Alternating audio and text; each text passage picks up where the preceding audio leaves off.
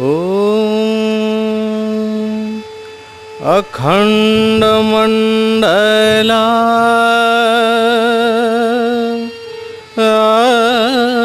अखण्डमण्डलाकारं व्याप्तं येन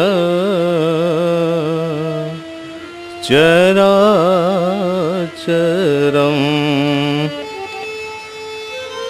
तत्पदं दर्शितं येन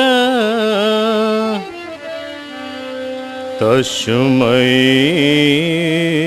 श्री गुरुवे नमः।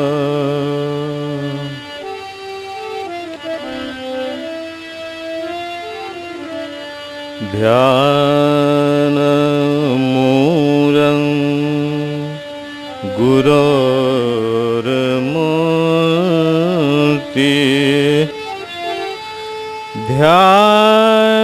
ध्यानमूलं गुरोर्मूर्ति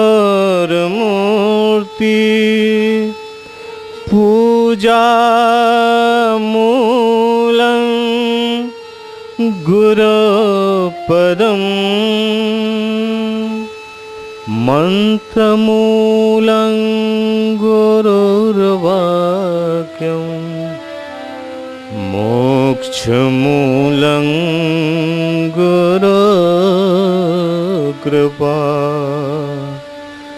गुरुकृपा हि केवलम्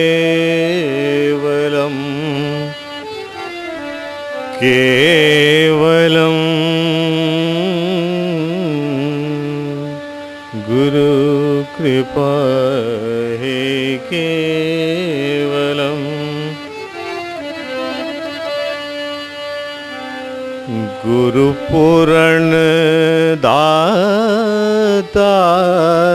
हमारे गुरुपूर्ण दातार हमारे गुरुपूर्ण दाता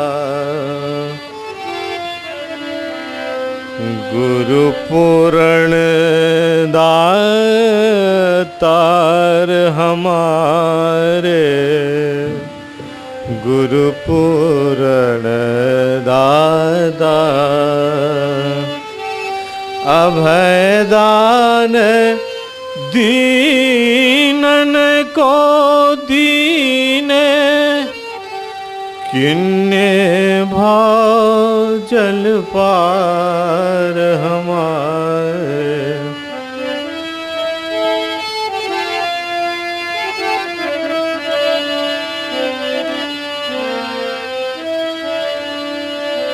अभयदान दीनन को दिलने किन्ने भाव जल पार हमारे गुरुपूर्ण दातार हमारे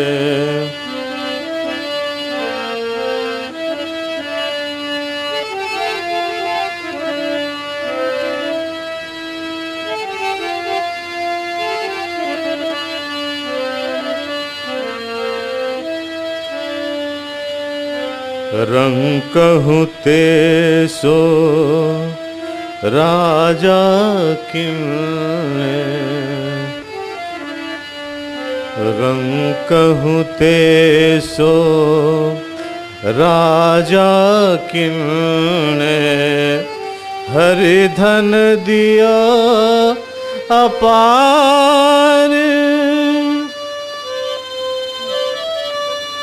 जन्म जन्म के बंधन काटे जन्म जन्म के बंधन काटे यम के फंद निवार हमारे गुरु पूर्ण दातार हमारे गुरु पूरण दाता।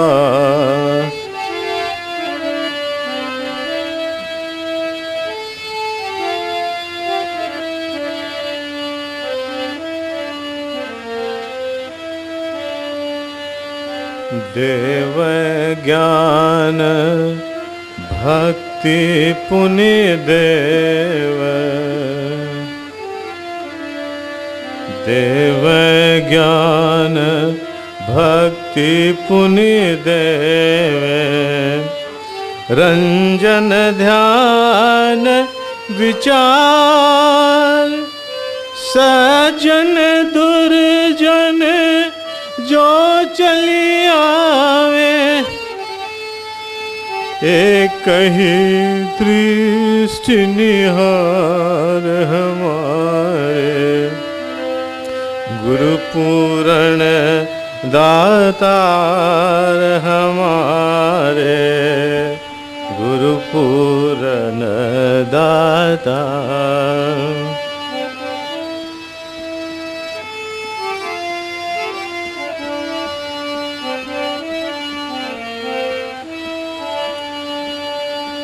देव ज्ञान भक्ति पुण्य देव,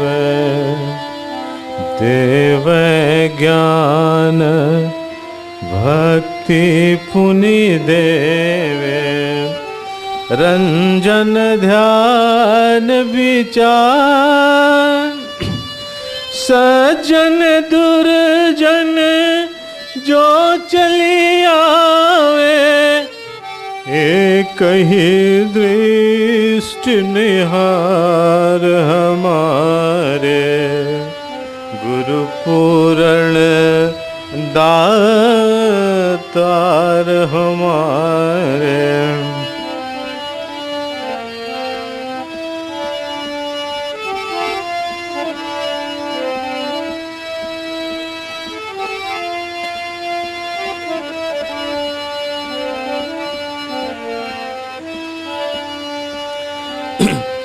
आनंद रूप स्वरूपमयी है, आनंद रूप स्वरूपमयी है, हृदय बुद्धि उजियार, चरण दास गुरु सहजों के रे, चरण दास गुरु सहजों के रे, नमो नमो बारंबार हमारे, गुरु पूर्ण दातार हमारे।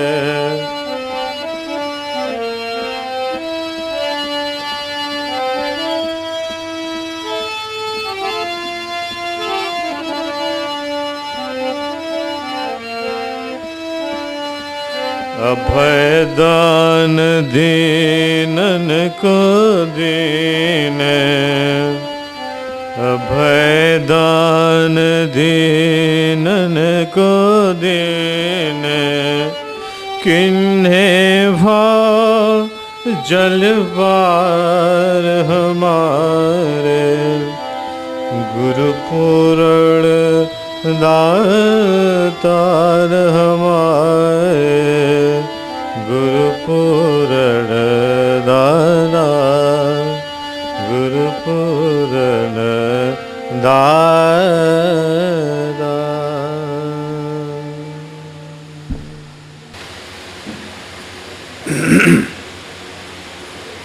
जैसा हम आप अभी सुन रहे थे,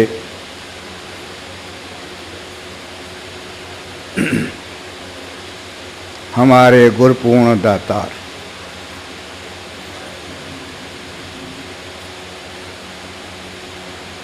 गुरु पूर्ण दाता है।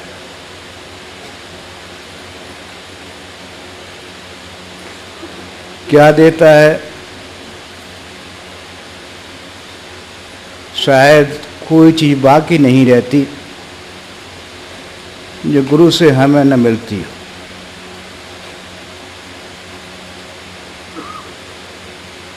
जो कुछ भी आज हमारे पास है वो हमारे गुरु का दिया हुआ।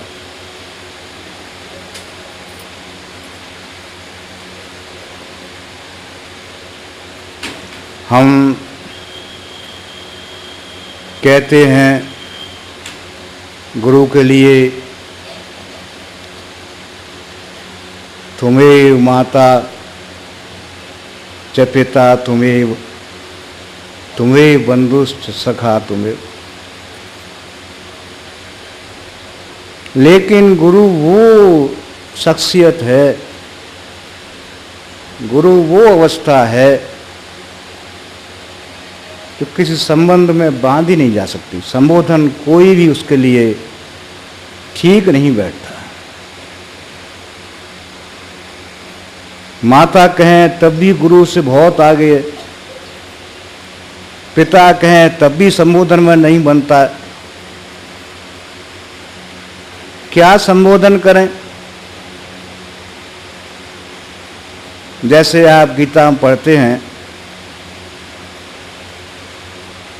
भगवान कृष्ण से अर्जुन कहता तो है शिष्यस्ते हम साधमाम त्वाम प्रपन्नम, कहता है मैं आपका शिष्य हूं,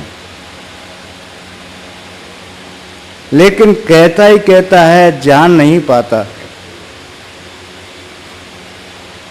वास्तव में गुरु कितने हैं हम जान नहीं पाते।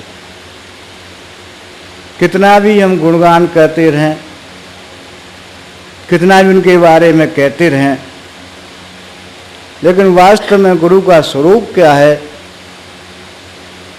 गुरु की अवस्था क्या है, गुरु क्या है, पूर्ण रूप से हम कभी समझ ही नहीं सकते। भगवान कृष्ण उपदेश भी करते हैं, समझाते भी हैं, लेकिन अपनी बुद्धि लगी रहती है। जब भगवान कृष्ण अपना विराट रूप दिखलाते हैं तब वो देखता है कि अरे मैं समझता था कृष्ण मेरे सखा हैं, मेरे मित्र हैं, लेकिन ये कितने कितने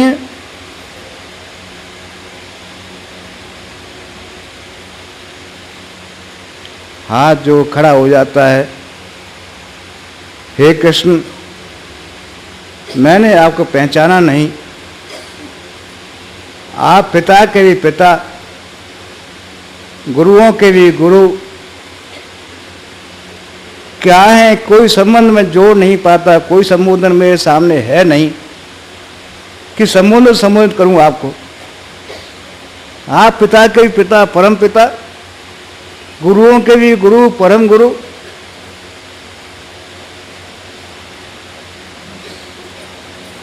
मेरी आंखें खोल दी आपने।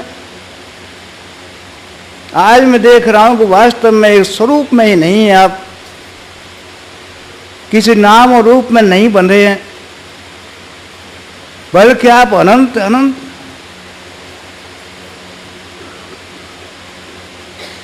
मैं तो पहचान नहीं पा रहा हूं आप। गुरु वो होता है, कबीर साहब कहते हैं, कोई कहा गुरु हम चीना, कबीरा कान हाथ धर लीना। किसी ने कहा कि हमने गुरु को पहचान लिया, वो कहता अरे भाई क्या कुफ्र कहते हो, कैसी बात कहते हो, इस बुद्धि से गुरु को पहचानना कभी संभव नहीं है, कभी संभव नहीं है।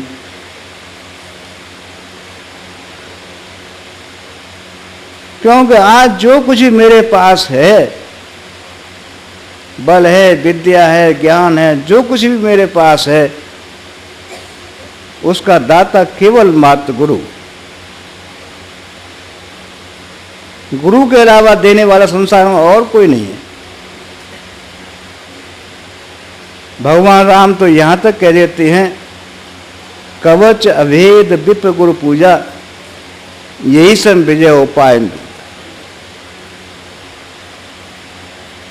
जिसने गुरु को धारण कर रखा है,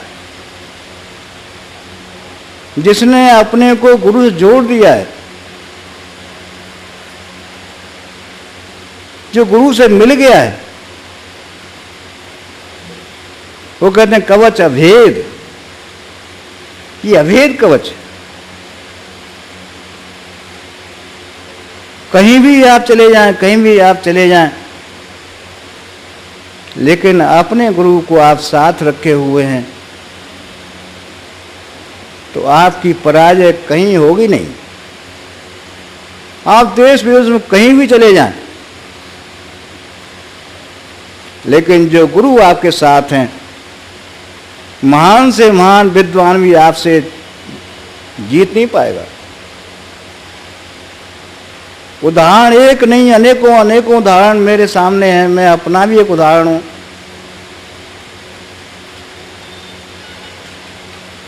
कहां से कहां गुरु बैठा देता है, कल्पना भी नहीं कर सकते। हमारे हृदय में श्रद्धा नहीं है, हमारे हृदय में विश्वास नहीं है, गुरु को हम पहचान भी नहीं पा रहे हैं। एक नाम और रूप ही जानते हैं, ये मेरे अमुक मेरे गुरु हैं, इनका ये स्वरूप है, ऐसा है। लेकिन गुरु परम शक्ति है, परम शक्ति है।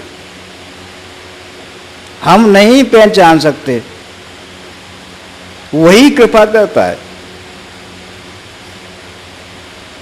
गुरु स्वयं कृपा करता है, अपने दिखा, देख भाई मैं इतना ही नहीं हूं, मैं और इससे भी आगे, और इससे भी आगे। गुरु ब्रह्मा, गुरु विष्णु, गुरुदेव महेश्वर, गुरु साक्षात पर ब्रह्म है। मेरी दृष्टि थी, देखता था गुरु देने वाला है, गुरु पालने वाला है, गुरु ज्ञान देने वाला है। लेकिन आज मैं देखता हूं, जहां मेरे गुरु ने मुझे बैठा दिया है, गुरु साक्षात पर ब्रह्म है, परब्रह्म, परम पूर्ण पे परम परब्रह्म है। परमात्मा, गुरु परमात्मा है, परब्रह्म। कोई उपमा उसके लिए और हो नहीं सकती। हमारी निष्ठा नहीं हो पाती। गुरु यही चाहता है कि हम पूर्ण से पहचान लें कि वास्तव में गुरु क्या है। जब तक पहचानते नहीं तो श्रद्धा नहीं होती। जैसे आप कल भाई साहब सुन रहे थे, हनुमान जी का भगवान राम का प्रसंग। भगवान राम पूछते हैं कि हनुमान मेरा तुम्हारा क्या संबंध है। हनुमान कहते हैं आप स्वामी हैं, मैं सेवक हूं। और इससे आगे आप ईश्वर हैं, मैं जीव हूं। इससे और आगे जो आप हैं वही मैं हूं। लेकिन चाहता ये हूं कि आप स्वामी रहें, मैं सेवक। मैं वो नहीं चाहता कि जो आप हैं वही मैं। नहीं, मैं वो नहीं चाहता। मैं तो केवल यही चाहता हूं कि आप स्वामी रहें, मैं सेवक रहूं। मेरी आंखें आपको देखती रहें, आप मेरे सामने बैठे रहे, मैं आपको देखता रहूं। मुझे वो क्या नहीं चाहिए जहां मैं हूं वही आप है, नहीं ये नहीं चाहिए। मेरी आंखें देखती रहे, इसमें एक आनंद है। तो कहते हैं नहीं ये नहीं, वो मैं जानता हूं कि आप वही हैं जो मैं हूं, लेकिन मैं चाहता ये हूं कि यही संबंध मेरा रहे। संबंध मेरा यही रहे कि आप गुरु रहे, मैं शिष्य रहूं आपका। हमने परम पूज्य पंडित महाराज जीवन चरित्र देखा है। यही मांगा कि नहीं मुझे गुरुआई नहीं चाहिए, मुझे कोई पद नहीं चाहिए, मुझे कोई प्रतिष्ठा नहीं चाहिए। मैं तो यही चाहता हूं आप जैसे हैं बैठे रहे, मैं आप गुरु रहे, मैं शिष्य रहूं। ये पूर्णता है, जो आनंद है। इसमें आनंद है। मैं आपको देख रहा हूं, आप बैठे हैं, मैं देख रहा हूं। राम बुलावा भेजिया, दिया कबीरा रोय, जो सुख है सत्संग में सो बैकुंठन होय।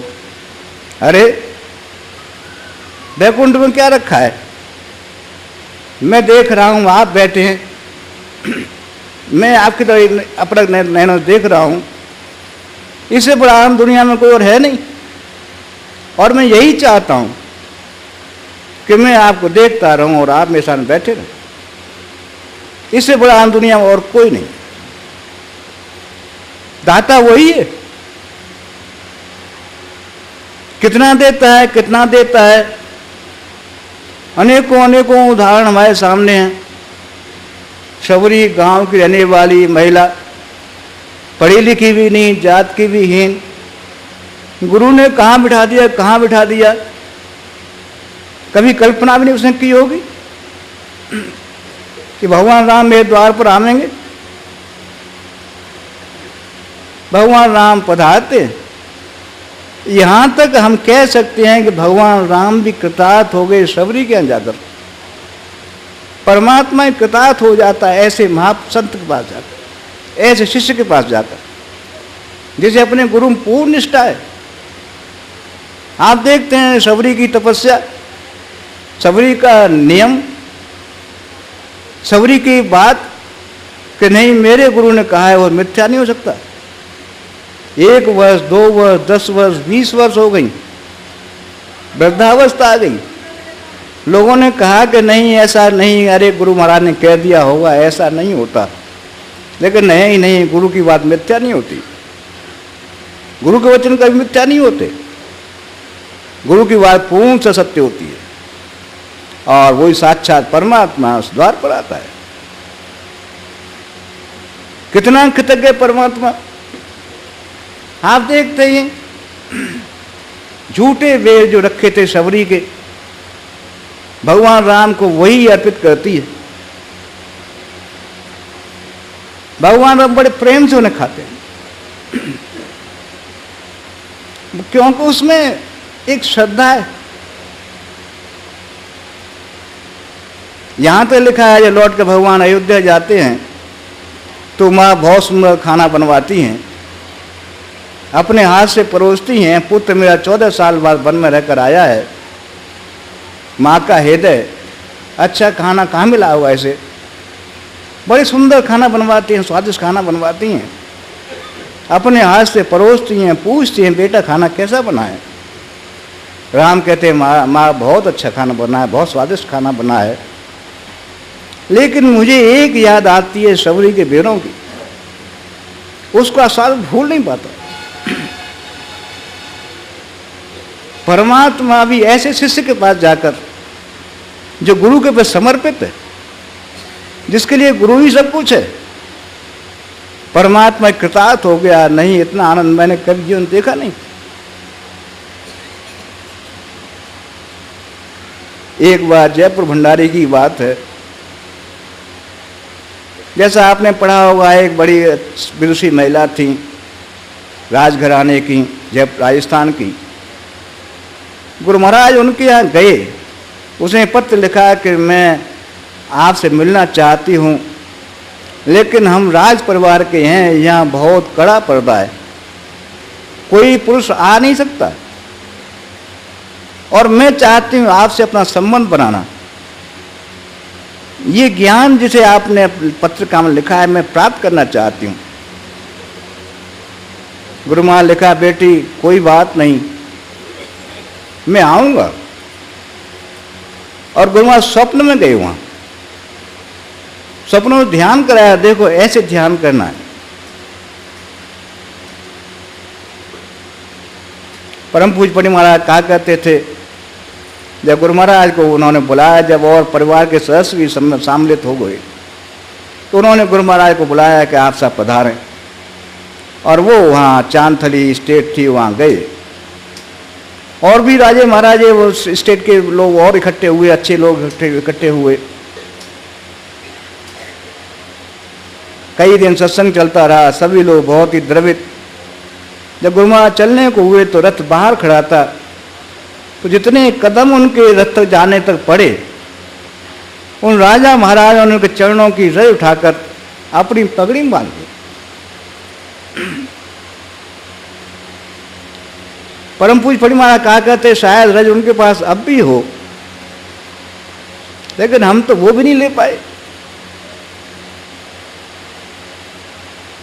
वही महिला, मेरा सौभाग्य, जयपुर भंडारे मेरे कमरे में आ गई। मुझे ये मालूम पड़ा तो कमरा प्रकाश से भर गया हो। और वही अपनी बात, वही गुरु महाराज की बात, रात 11 बज गए, 12 बज गए। बोली भाई यहाँ जाने का मन नहीं होता मेरा, मुझे बहुत आनंद मिला तुम्हारे पास बैठकर। अब मैं समझता था कि मेरा हृदय कहाँ पहुँच गया था, कितना आनंद मुझे उसके पास बैठने से प्राप्त हुआ। ये मुझे आज भी उसका स्मरण है कि मुझे क्या चीज़ से प्राप्त। जो गुरु के भक्त होते हैं उनमें अपूर्व शक्ति भर जाती है। गुरु उनमें अपार शक्ति भर देता है कि बहुमूल ते करैया गीत श्राद्ध के, जो कुछ भी नहीं थे, साधारण व्यक्ति थे, किए बहुमूल ते करैया गीत श्राद्ध के, बहुमूल के। रामायण प्रसंग आता है काभूषण जी का, कहते हैं मैं तो ऐसा शिष्य था, गुरु को धारण कर लिया लेकिन श्रद्धा नहीं थी, कपट था। यहाँ तक था कि एक दिन मंदिर में भगवान शंकर का मंत्र जाप कर रहा था जो मेरे गुरु ने दिया था। मेरे गुरु आए तो मैं अभिमान बस करे, ये साधारण व्यक्ति हैं, मैं तो भगवान शंकर का पाठ कर रहा हूँ। सम्मान में खड़ा भी नहीं हुआ और उन्होंने प्रणाम भी नहीं किया मैंने। मेरे गुरु तो पूर्ण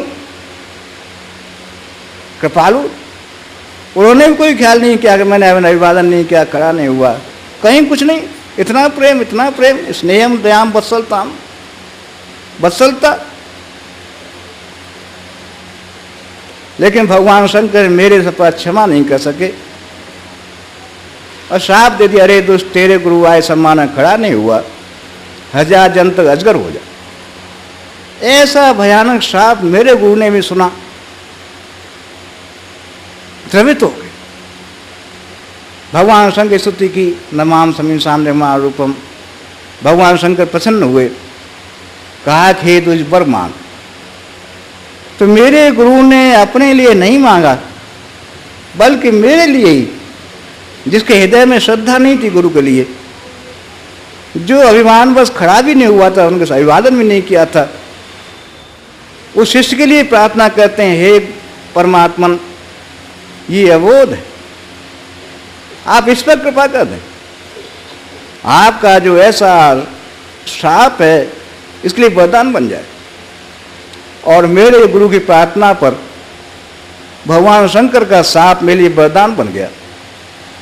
और आज मैं जिस अवस्था में बैठा हूँ कि मेरे पास साक्षात भगवान शंकर ही शांति लेने आए। गौर जो भगवान के बहाने मेरे पास ज्ञान लेने आए, मुझे वो अवस्था प्राप्त हुई है कि भगवान शंकर ही मेरे आश्रम में शांति लेने आए, गौर मेरे आश्रम में ज्ञान प्राप्त करने आए। लेकिन मैं देखता हूँ कि नहीं, ये मेरा प्रताप नहीं है, मेरी साधना का फल नहीं है, मेरे उन गुरु कृपा है। बार बार अपने हृदय देता हूँ, अरे भाई कितना नालायक मैं, कितना दुष्ट मैं कि सम्मान में खड़ा भी नहीं हुआ, और कितनी कृपा करने वाले वो, मुझे कहाँ बिठा दिया। एक सूल में विसर्ण काहू, गुरु कर कोमल शील स्वभाव। सूल सा कहता है, अरे कितनी कृपा करने वाले गुरु होते हैं, मेरा हृदय नहीं देखा, मेरा अपराध नहीं देखा, बल्कि मुझे कहाँ बिठा दिया, कहाँ बिठा दिया। मैंने कभी कल्पना नहीं की थी। ऐसे ही गुरु कृपा के सागर होते। हमारा हृदय नहीं देखते, हमारे विचार नहीं देखते, हमारे दृष्टा नहीं देखते, कृपा करते। बड़ा सुंदर लिखा है, जब हृदय दीन दयाल राघव साव संगत पाइए। जब परमात्मा द्रवित होता है तो हमें किसी संत की शरण भेजता है,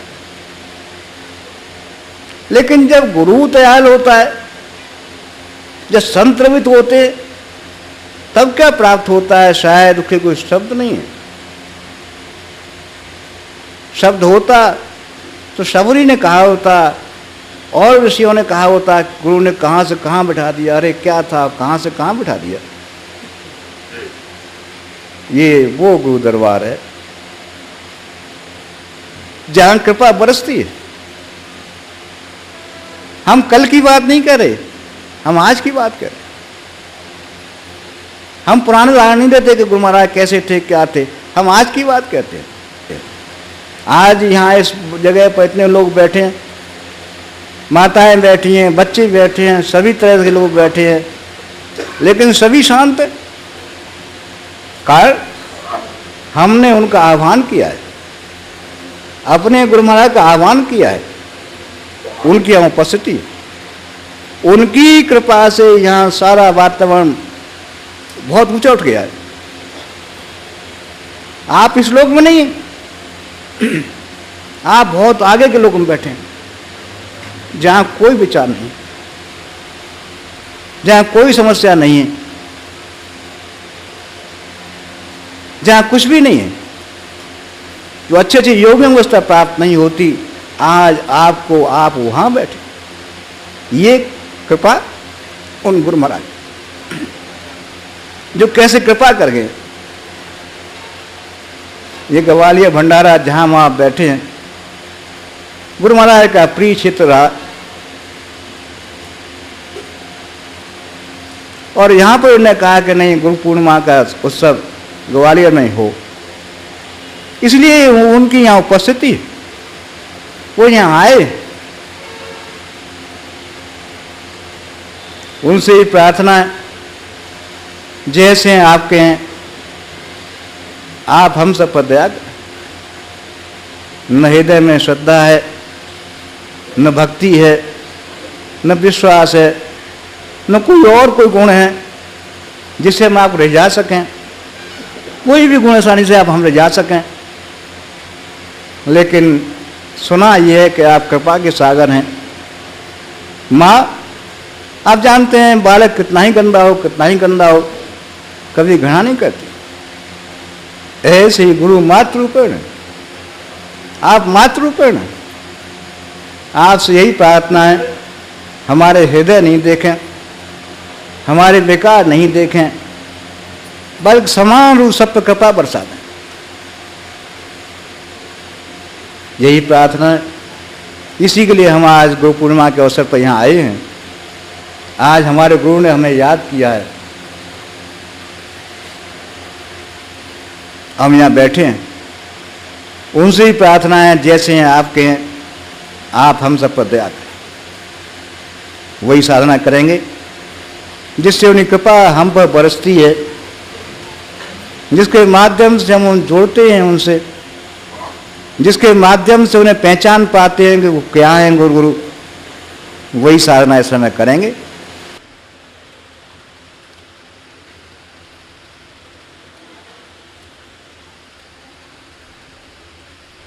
अभी थोड़ी देर पहले हम आप सबने गुरु महिमा का सुंदर वर्णन सुना। कैसे होते हैं गुरु, क्या प्राप्त होता है जीवन में गुरु से, ये वाणी का विषय नहीं है। अभी हम सब गुरु महिमा के बारे में तो कह ही रहे थे। परम गुरु राम मिलावनहार, जीव को उस परमात्मा से मिलाने का कार्य गुरु करता है। ये गुरु ही वो कड़ी है जो जीव को परमात्मा से मिला देती। जो बिछड़ा हुआ है, अहम के कारण जो परमात्मा को भूल चुका है, गुरु उसे उस परमात्मा से मिला देते हैं। अंश अंशी में मिल जाता है, कृतार्थ हो जाता है। ऐसे गुरु के लिए क्या कहा जा सकता है? ऐसी कृपा करने वाला संसार में दूसरा कौन हो सकता है? कैसे हैं वो? अति उदार, मंजुल मंगलमय, अभिमत फलदातार। अत्यंत उदार हैं। उनकी उदारता के बारे में क्या कहा जा सकता है? कितने उदार हैं, कैसे कृपा कर देते हैं। जैसे अभी सुन ही रहे थे कि काकभूषण जी कैसे क्या थे, गुरु के प्रति कैसा भाव उनका रहा होगा। छल कपटी जीवन में रहा, लेकिन गुरु ऐसे कृपाल हुए, अपमान नहीं देखा आपने। उस अबोध शिष्य का बस कल्याण ही कर दिया। ऐसे गुरु के लिए क्या कहा जा सकता है? मंजुल मंगलमय। ऐसे गुरु की प्राप्ति पर मंगल ही मंगल है जीवन में। अभिमत फलदातार। आप जो कुछ भी चाहते हैं, गुरु के यहाँ कुछ अदेह है ही नहीं। ऐसे दाता हैं, ऐसा दाता है गुरु जो याचक को भी अयाचक ही नहीं, अपने जैसा दानी बना देते हैं। कसर नहीं छोड़ते किसी तरह की। कुछ का कुछ मनुष्य हो जाता है। ऐसे गुरु से हमारा संबंध कैसे हो, क्या हो? गुरु की महिमा के लिए क्या कहा जाए? कैसे कैसे अपमान भी सह करके वो कृपा कर देते हैं।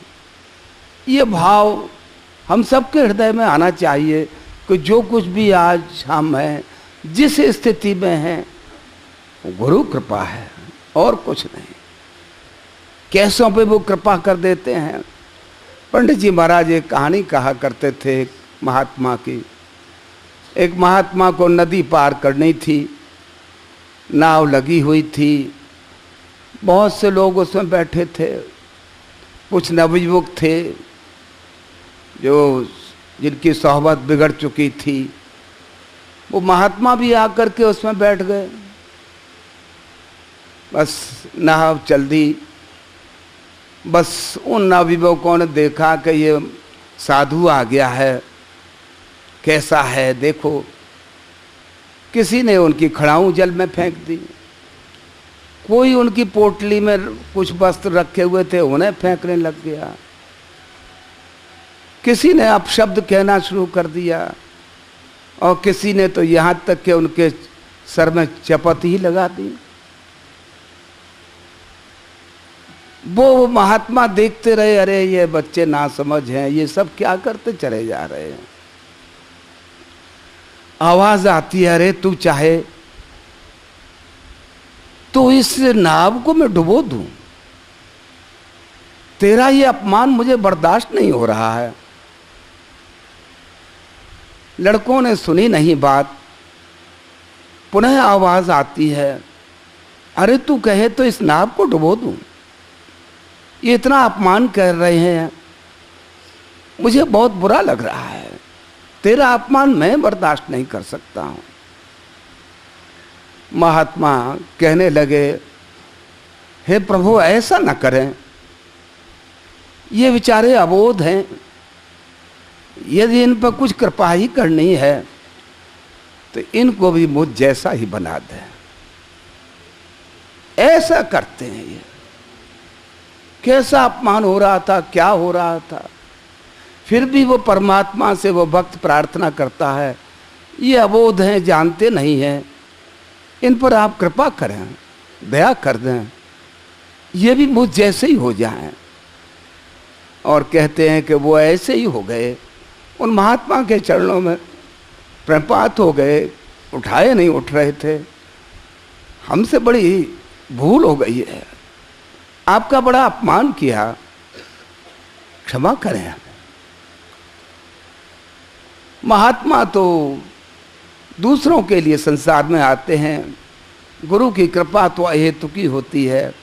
उन महात्मा ने उन्हें क्षमा कर दिया। न मालूम कितने उदाहरण हैं ऐसे जो कि इतना अपमान भी होता रहता है और उन पर कृपा भी कर देते हैं।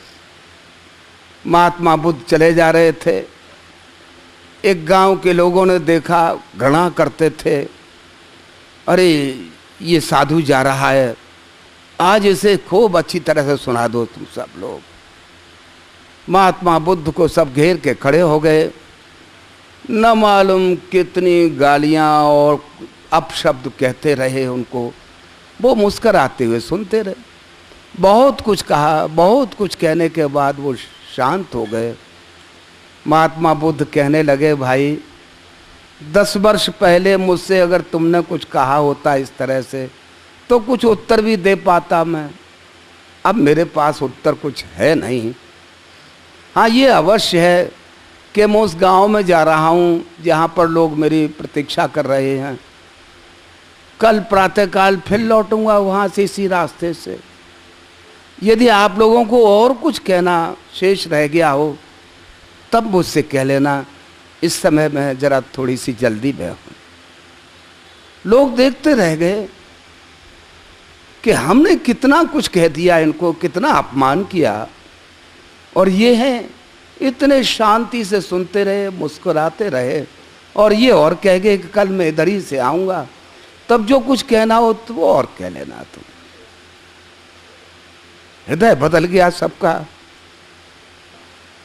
हाथ जोड़ने लगे, महाराज अब हमें कुछ नहीं कहना है। चरणों में गिर पड़े, अब आप क्षमाएं कर दीजिए, बस इतनी कृपा कर दीजिए। दूसरे दिन महात्मा बुद्ध फिर उधर से आते हैं। वही गांव के लोग उनके स्वागत करने के लिए तैयार हो जाते, इतना स्वागत करते हैं, सब उनके चरणों में प्रणपात हो जाते हैं। हमसे बड़ी गलती हो गई, न मालूम हम कब से आपसे घृणा कर रहे थे, आज आपने वो हमारे अंतर में जो घृणा थी वो दूर कर दी है, वो धुल गई है। अब हम देखते हैं कि आप तो साक्षात परमात्मा ही हैं, हम बड़ी भूल में थे, क्षमा करें आप। ऐसे ही महापुरुष जो हैं बस यही समझते हैं ये जो कुछ भी कह रहे हैं या कर रहे हैं या अबोध हैं, जानते नहीं हैं, क्यों करते चले जाते हैं। पंडित जी महाराज के जीवन को भी हमने ऐसे ही देखा, कैसे क्या कैसे कैसे लोग थे, आते थे और उनसे बस कुछ ऐसे भी होते थे कि कुछ उनसे ऐसी भावना रखते थे, उनको वो साथ रखते थे। भाई मुझसे कुछ गलती हो जाए तो आप ख्याल न करें, वह उनकी इन बातों से वो लोग ऐसे हो जाते थे कि अरे गलती हमारी है, पंडित जी तो महान है। तो ये चीज़ कहाँ से प्राप्त होती है? गुरु कृपा से प्राप्त होती है। कैसे गुरु महाराज थे, क्या थे, जिनके समक्ष जो कोई भी जाता था बस उनकी उस प्रेममयी वाणी से उसका हृदय बस आनंदित हो जाता था, उन्हीं का हो जाता था। उनके उस भव्य सुंदर उस दिव्य स्वरूप को देख करके बस शब्द देखते रह जाते थे, और ये ऐसा भी कहीं स्वरूप है कोई और भी ऐसा कहीं।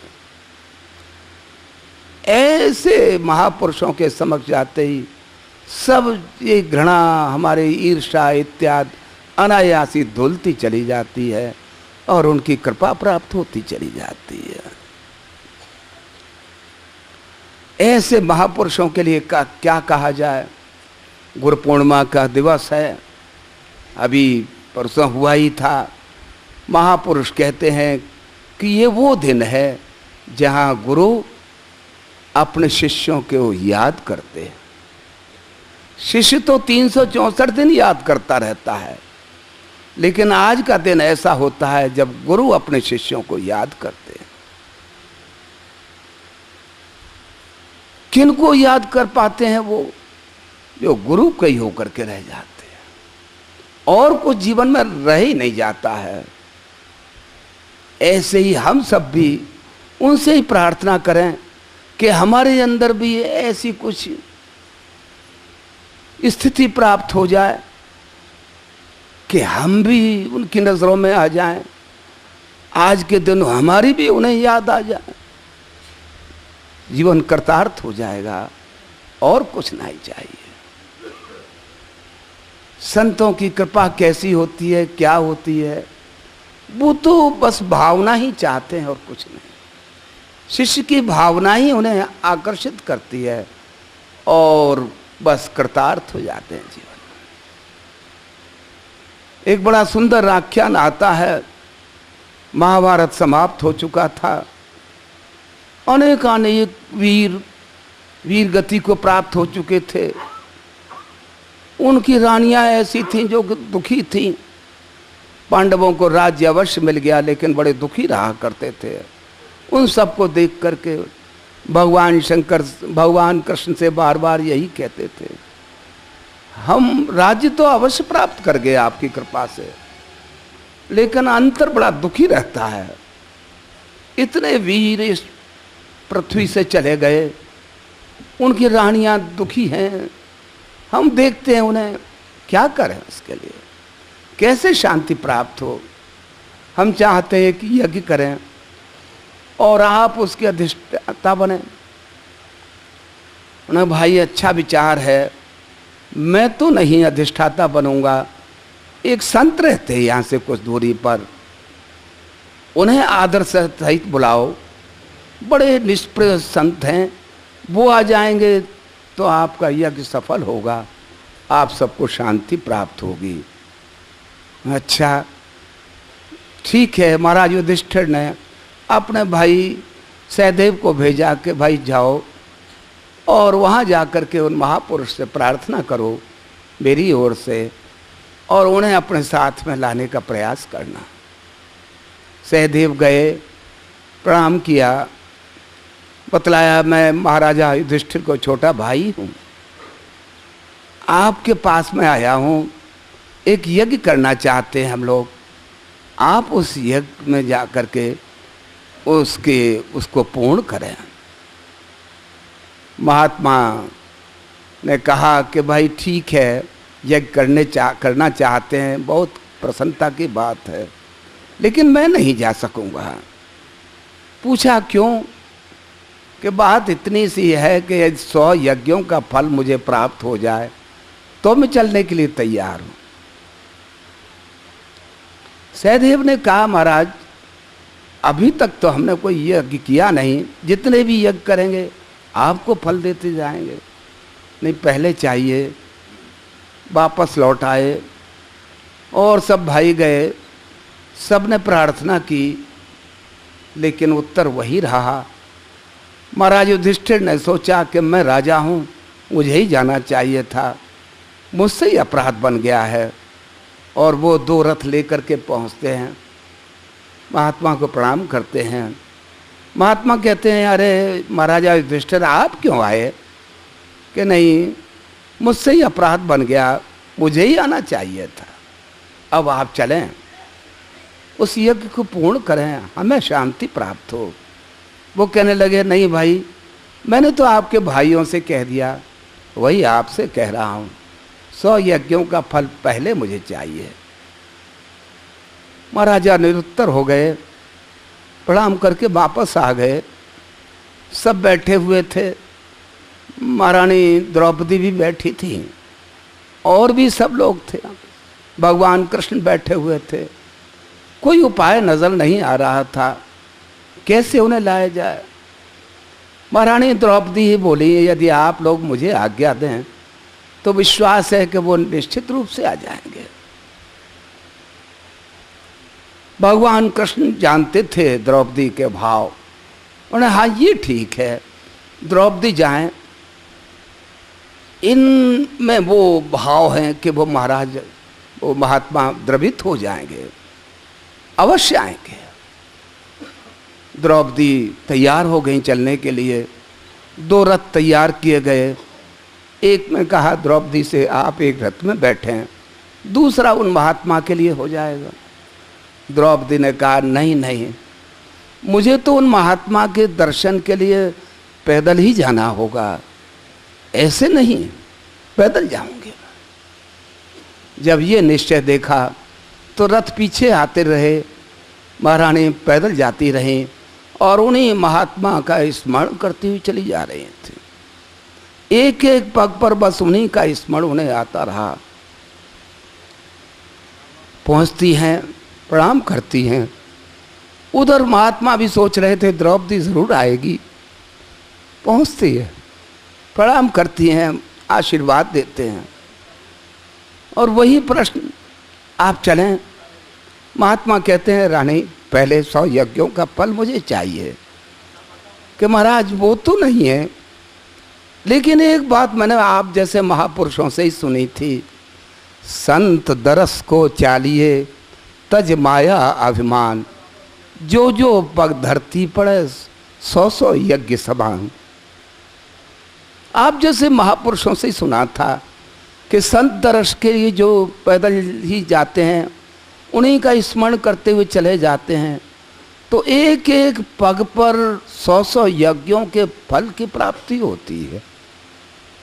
वो सब फल आपको समर्पित कर रही हूँ, स्वीकार करें और उस यज्ञ को पूर्ण करें। महात्मा निरुत्तर हो गए। द्रौपदी, मैं नहीं जानता था ऐसे सुंदर भाव हैं तुम्हारे, चलो मैं निश्चित रूप से चलता हूँ। पहुँचते हैं और वो यज्ञ पूर्ण होता है, सबको शांति प्राप्त होती है। गाथा का अभिप्राय मात्र इतना ही है कि ऐसे महापुरुष बस आपकी भावनाओं को देखना चाहते हैं। किस भावना से उनसे आप प्रार्थना कर रहे हैं, उनसे छुपा हुआ कुछ भी तो नहीं है, अंतर्यामी हैं, घट घट की जानते हैं कौन किस विचार से आया है। यदि हम सच्चे विचार से, सच्ची भावना से ऐसे महापुरुषों के समक्ष पहुंच जाते हैं, उनके समक्ष हो जाते हैं, तो वहाँ कुछ कहना सुनना रह ही नहीं जाता है। जैसे सूर्य के समक्ष जाकर के क्या हमें प्रार्थना करनी पड़ती है कि आप हमें प्रकाश दें, ऊर्जा दें। अरे सूर्य का तो स्वभाव है, जो भी सामने आएगा प्राप्त करेगा। ऐसे ही महापुरुषों का तो स्वभाव होता है। जैसे अभी सुन रहे थे, सज्जन दुर्जन जो चले आवे एक ही दृष्टि निहार। सज्जन हो, दुष्ट ही क्यों न हो, जो भी उनके समक्ष आ जाता है, बस सब पर वही दृष्टि रहती है। एक ही दृष्टि से सबको निहाल कर देते हैं। ऐसे ही हमारे गुरु महाराज भी थे। इन आँखों ने भी उनके दर्शन किए। ऐसी बाल्यावस्था रही थी उस समय, पहचान ही नहीं पाए कि साक्षात परमात्मा के समक्ष हम हैं। और वो दूसरे स्वरूपों में भी दर्शन देते चले गए। पूजा गुरु माँ जिया जी महारानी, पंडित जी महाराज, बड़े भैया महाराज, छोटे भैया जी जिन्हें प्रेम मूर्ति ही कहते हैं, और इस समय विराजमान मथुरा में इन सब के दर्शन प्राप्त हुए। लेकिन कभी भी ये न बन पाया इस मन में कि मेरे ऊपर भी ऐसी कृपा हो जाए जो उन महापुरुषों पर हुई थी। ऐसी भावना भी उन्हीं की कृपा से आ पाती है। अपना प्रयास वहाँ काम देता नहीं है। संसारी जो ठहरे, उनके समक्ष जाकर के भी वो इस सांसारिकताई में फंस जाते हैं। सांसारिक वस्तुओं को ही मांगने लग जाते हैं, और वो देते देते थकते नहीं, और हम मांगते मांगते भी नहीं थकते हैं। कभी ऐसा भी विचार आ जाए कि अब नहीं, अब कृपा करें, अब नहीं कुछ चाहिए, बस आपकी कृपा चाहिए। यही तो वो चाहते हैं देखना कि कब कहेगा ये, कब ये सांसारिक वस्तुओं से ये परांगमुख हो पाएगा और मेरे समक्ष होकर के यही कहेगा आपकी कृपा चाहिए। संतों ने यही तो किया, अपने गुरु के समक्ष जाकर के बस यही कहा कि आप मेरे ऊपर कृपा करें, दया करें, और निश्चित रूप से कृपा होती है। सहजोबाई कहती हैं, चरणदास सतगुरु मिले सर्व अंग तेह माए, जैसे को तैसा मिले रीता छोड़े ना है। वो कहते हैं चरणदास जैसे समर्थ गुरु मेरे समक्ष हैं, ऐसे समर्थ के समक्ष पहुंच करके क्या कोई खाली हाथ लौट पाएगा? ऐसा हो नहीं सकता है। उसी के लिए प्रार्थना है आज के दिन। यहाँ पर जैसे अभी पूर्व में सुना था प्रिय लल्लू से, यहाँ पर गुरु महाराज आते रहे, वो सब महापुरुष पधारते रहे, हम भी उनके नाम लेवाएं, उनके इस भव्य दरबार में आके बैठ जाया करते हैं। कैसे कैसे भक्त यहाँ पर भी हुए जो कि बस उन्हें देखते ही उनके अर्श प्रभाव होने लग जाता था। वो दृश्य भी हम सब ने देखे, गुरु की पूजा कैसे होती है, क्या होती है, वो दृश्य भी इन आँखों में यहाँ पर देखे। पंडित जी महाराज पूजा करते थे, गुरु महाराज विराजते थे, और यहाँ के भाई भी करते थे, क्या कहा जाए। वो दृश्य आँखों में अब भी तैर रहे हैं। बात वही है, अब भी कोई अंतर नहीं है। वो विराज रहे हैं और वो महापुरुष भी सभी तो यहाँ पर हैं। बस एक ही बात पंडित जी महाराज कहा करते थे, विचार यही रहे कि उनकी दृष्टि हम सब पर पड़े। एक बड़ी सुंदर गाथा कहा करते थे एक भक्त की। एक भक्त राधा रानी के दर्शनों के लिए जाया करते थे बरसाने में। मंदिर बहुत ऊंचाई पर है, रास्ता भी पहले ऐसा ही रहा होगा। ऐसे नित्य प्रति का उनका नियम था, जाते थे प्रातःकाल ही। वृद्धावस्था आ चुकी थी, आंखों से भी दिखाई देता नहीं था, शरीर भी कमजोर हो गया था, लेकिन नियम तो नियम था। एक दिन गए, रात थी, जाड़े की रात थी, पानी भी बरस गया, रास्ते में फिसलन थी, फिसल गए, घुटनों से खून निकलने लगा। पहुँचे, राधा रानी के दर्शन किए, लौट रहे थे। एक भक्त ने पूछ लिया, सूरदास अब तो तुम्हें दिखाई देता नहीं है, कैसे दर्शन प्राप्त कर पाते होगे माँ के? वो भक्त कहते हैं, आप ठीक कहते हैं, मुझे तो नहीं दिखलाई देता है, लेकिन माँ तो मुझे देख लेती है। बस इसीलिए मैं आया करता हूँ कि माँ मुझे देख ले, और कुछ नहीं चाहिए। ऐसे ही उन महापुरुषों की उपस्थिति यहाँ पर है। हमारे इन चर्म चक्षुओं की पहुँच शायद वहाँ तक नहीं हो, लेकिन विश्वास यही है कि उन सबकी दृष्टि हम सबके ऊपर है, सबको कृतार्थ करते चले जा रहे हैं। बस आज के दिन उनसे हम प्रार्थना यही करें कि जैसे हैं आपके हैं, हम सब पर कृपा करें, दया करें, यही प्रार्थना है। प्यारे दर्शन दी जो आए, प्यारे दर्शन दी जो आए, प्यारे दर्शन दी जो आए।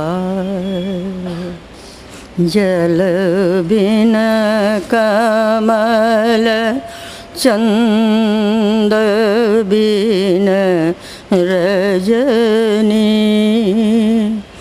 जल बिन कमल चंद बिन रजनी, वैसे तुम दे क्या बिन सजनी आकुल व्याकुल फिरो रहना देना आकुल व्याकुल फिरो रहना देना विरह कलेजो खाए प्यारे